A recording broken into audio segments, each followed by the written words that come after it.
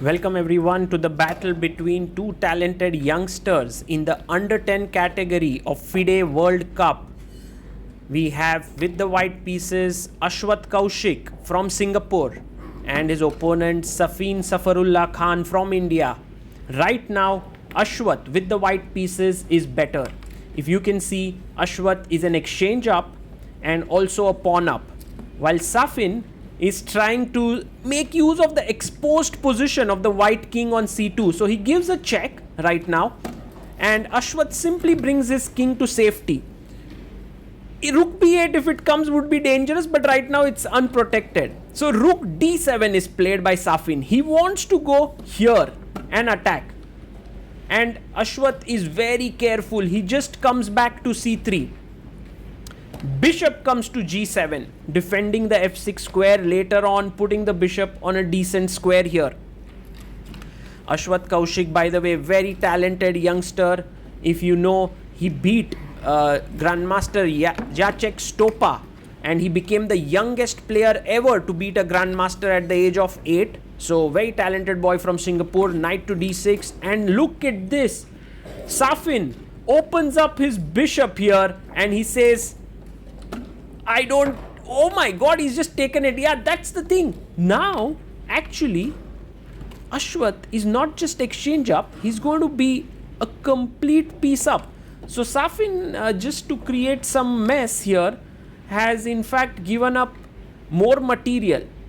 And I don't think it's working out for him. The position is completely winning for white. Rook takes d4, good move there by Ashwath. The only thing here, he has to be a little careful about checks, but he can be very, very confident because the rook is not entering the game. The knight controls this square. So check.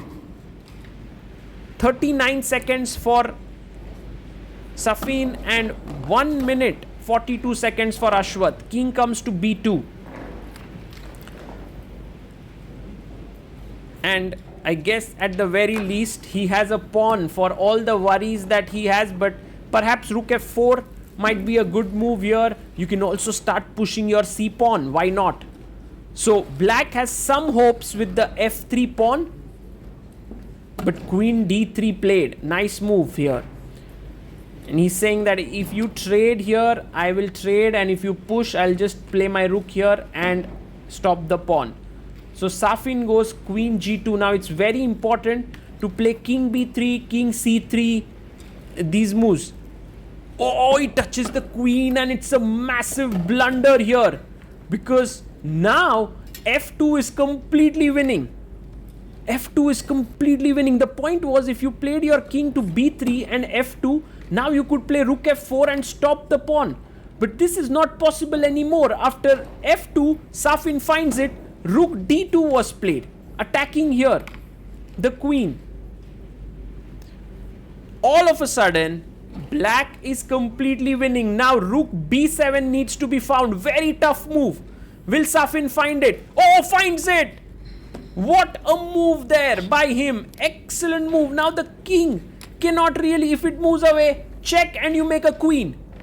And if knight takes, there is queen takes. If king comes up to here, then you have queen f3 and queen. Oh, what a turnaround. And here he does go king c3. And now queen f3 check. All of a sudden, things have completely changed. Queen comes to d3. But now, after exchange of queens, Safin can make another queen. In fact, he makes it directly. And from a completely lost position, he now has a completely winning position.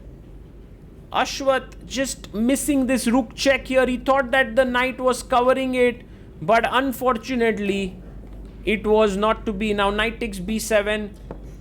I guess the easiest is to trade on d3 and trade on b7.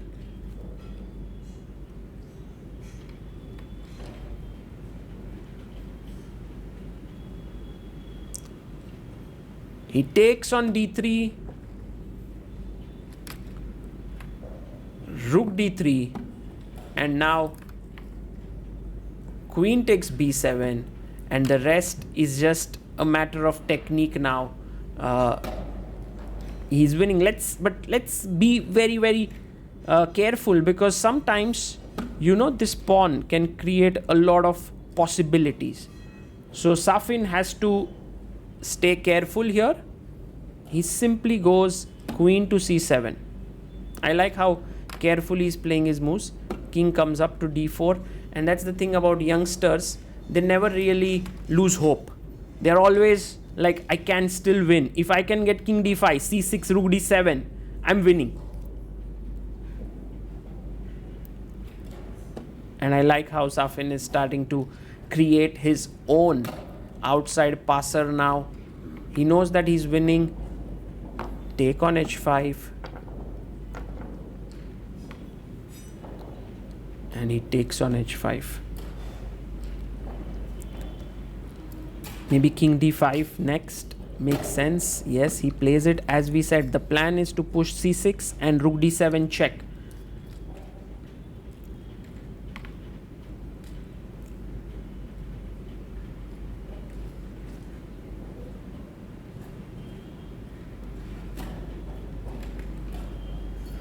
Safin is thinking here.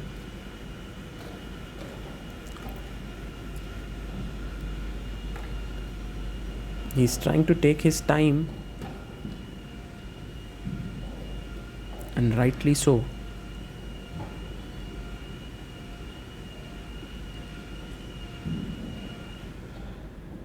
One idea is to simply push the pawn. The other is to give a check, but then the king could come inside. Yes, he pushes the pawn. Pawn to h4.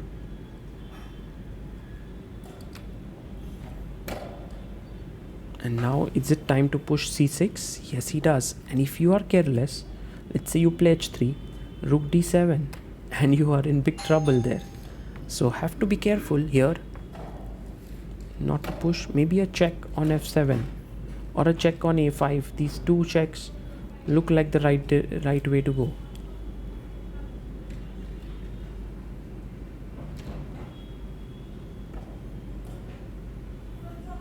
Check on a5.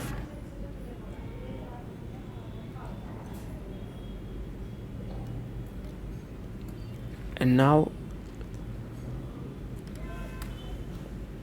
Ashwat goes king e6.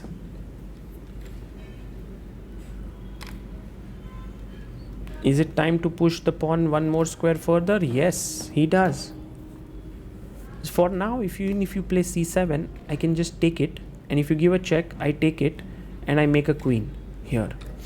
So first Ashwath gives a check. I guess king will come up ahead. Yes, king g6. And now you can push the pawn to c7. And he plays it.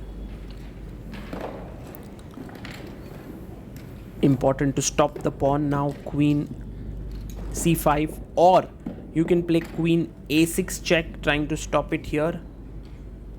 Let's see what Safin does. Yes, queen c5. I like the calmness with which he's made this move, stopping there. You want to play rook d8 and queen, but then you just lose the pawn.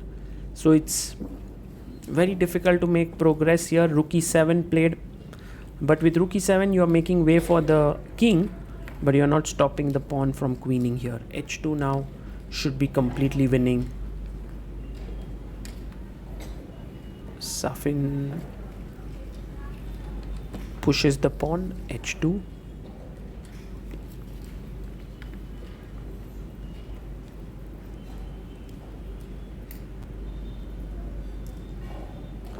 King to d7 played here.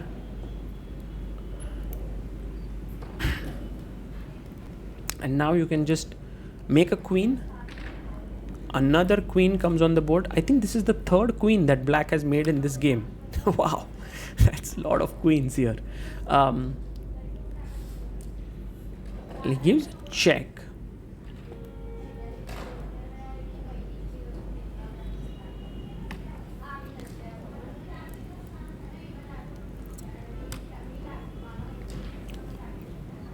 I think the most logical square to go to is king f7, because there's no rook e7 check. You can just take it.